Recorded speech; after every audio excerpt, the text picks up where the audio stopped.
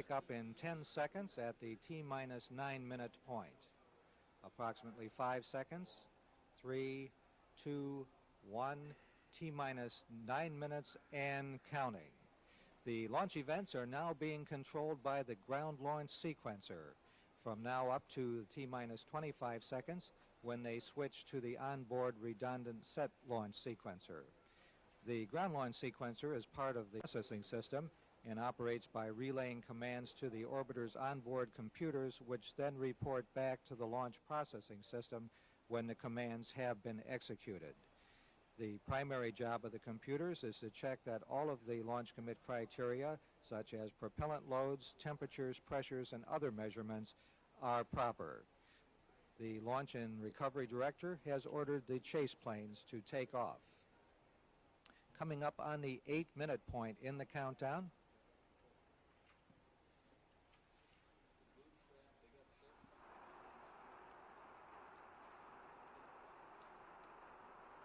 T-minus 8 minutes and counting. Everything proceeding smoothly towards an on-time liftoff at 1:30. The liquid oxygen fill and drain valve in the external tank has been closed and topping of the tank completed. Liquid oxygen drain back has been started. This means that liquid oxygen is flowing through the main propulsion system and back to the large storage tank to cool the system down slowly to 270 degrees below zero, so they'll not be shocked by the torrent of super cold fluid. T-minus 7 minutes, 27 seconds and counting. At the T-minus 7-minute point, the crew access arm will retract and is in the process of retracting right now. This is the walkway used by the astronauts to get from the service structure to the orbiter. If an emergency should arise, that tower can be put back in position within 15 seconds. T-minus 7 minutes and counting. Like other things in the countdown today, we have been just slightly ahead of schedule as we go down towards a liftoff.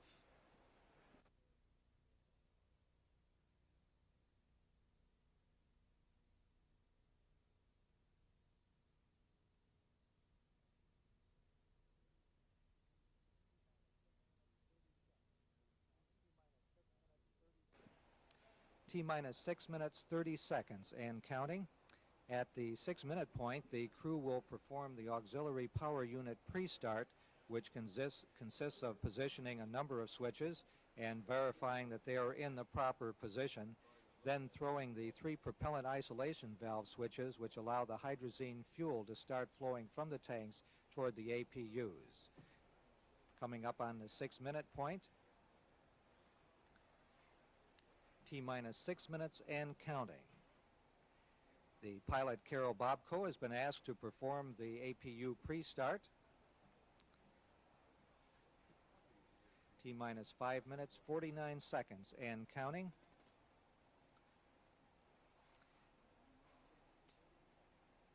T-minus 5 minutes, 40 seconds and counting. The flight recorders are on.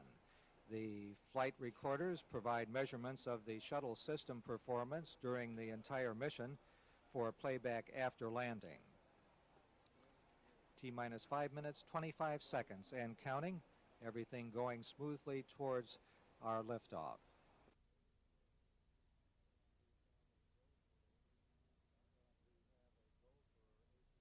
And we have a go for APU start coming up on the 5-minute point.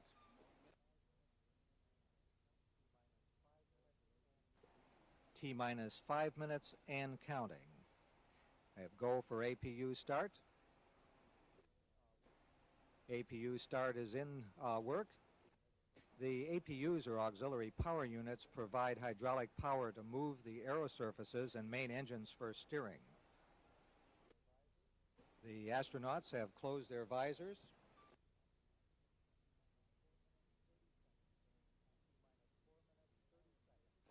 T-minus 4 minutes, 30 seconds and counting. The firing circuit for the solid rocket boosters ignition and range safety destruct devices has been armed by a ground launch sequencer command. This is accomplished by a motor-driven switch called an arm and safe device. The system is then inhibited to prevent premature ignition.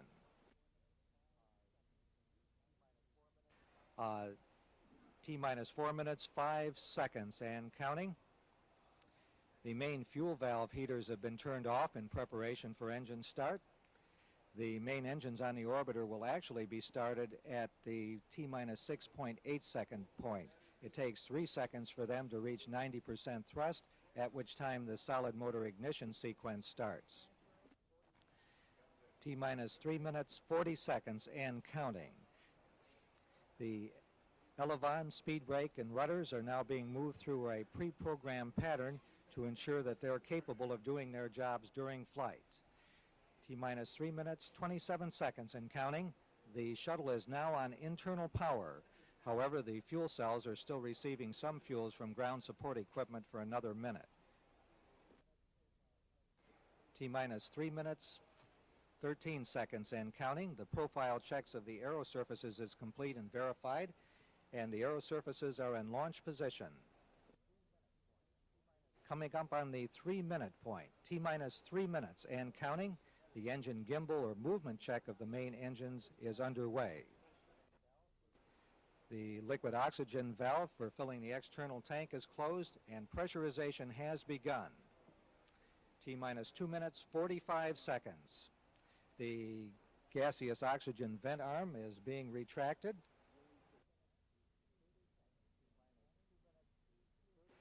T minus 2 minutes, 30 seconds and counting. The fuel cell's ground supply of oxygen and hydrogen has been terminated and the vehicle now on its onboard supply.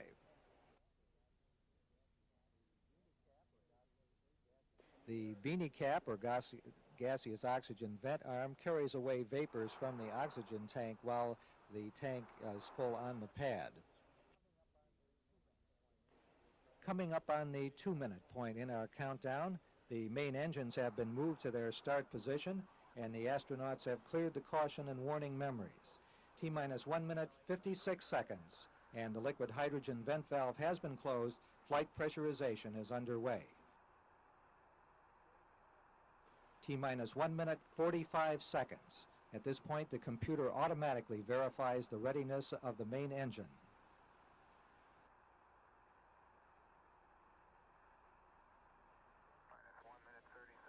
T minus 1 minute, 30 seconds and counting.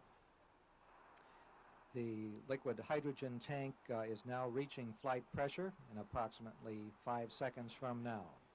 T minus 1 minute, 20 seconds and counting.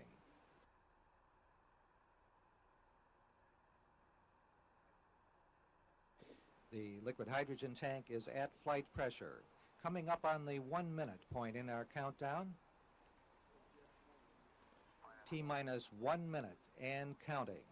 The firing system for the sound suppression water system is armed. T minus 55 seconds and the hydrogen igniters under the orbiter's engines have been armed. These devices are used to ensure any hydrogen flowing through the engines prior to engine ignition does not accumulate. T minus 40 seconds and counting. We are just seconds away from switching command of the countdown to the onboard computers. T minus 30 seconds and counting. We are go for auto sequence start. The hydraulic power units on the SRBs have started. T minus 20 seconds and counting. T minus 15, 14, 13, 12, 11, 10. We are go for main engine ignition. 7, 6. We have main engine ignition. 4, 3, 2, 1, 0, and liftoff. Liftoff of the Orbiter Challenger and the 6th flight of the Space Shuttle. The shuttle has cleared the tower. Challenger's underway with our program. Houston copies, Challenger.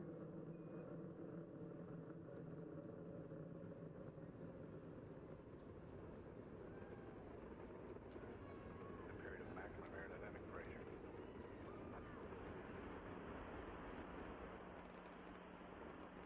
"30 seconds elapsed.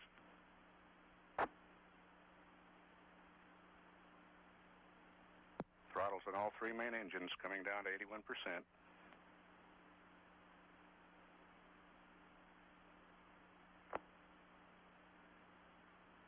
Velocity 2,000 feet per second.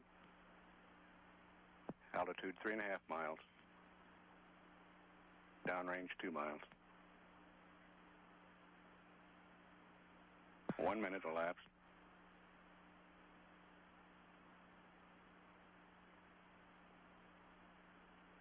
Main engine throttle is going back to 104%. Challenger is go at throttle up. Challenger, you're go at throttle up. Roger, go at throttle.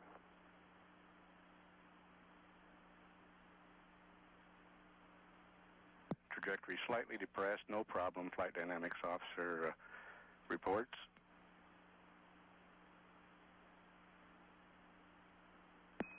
Challenger, Houston, we see you're slightly depressed, no problem. Okay, Dick. Velocity 4,100 feet per second. Altitude 15 miles. Downrange 14 miles.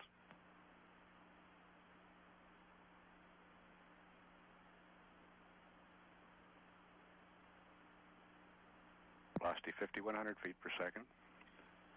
20 miles in altitude. Downrange 22 nautical miles. 150. Standing by for solid rocket booster separation. SRB-7 was that something. We got an awful lot of crud on the windows at SRB-7, Dick. Roger, we copy that.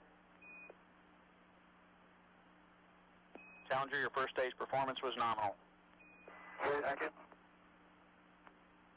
Guidance has converged. Velocity now 6,000 feet per second. Altitude 31 miles. Challenger's 46 miles downrange. Challenger, you have 2-engine tail capability. 2-engine tail. Challenger now capable of a transatlantic abort to Dakar Airport on Africa's west coast if one main engine fails.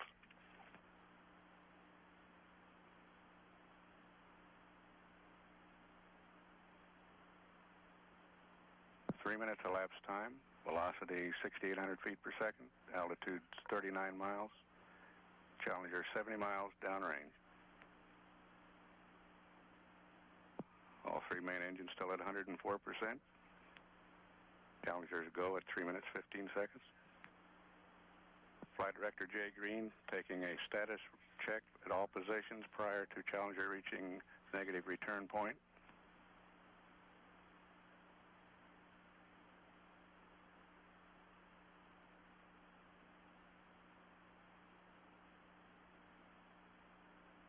Velocity 7,800 feet per second.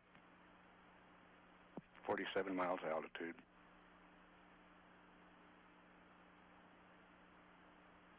Challenger, your negative return. That's negative return.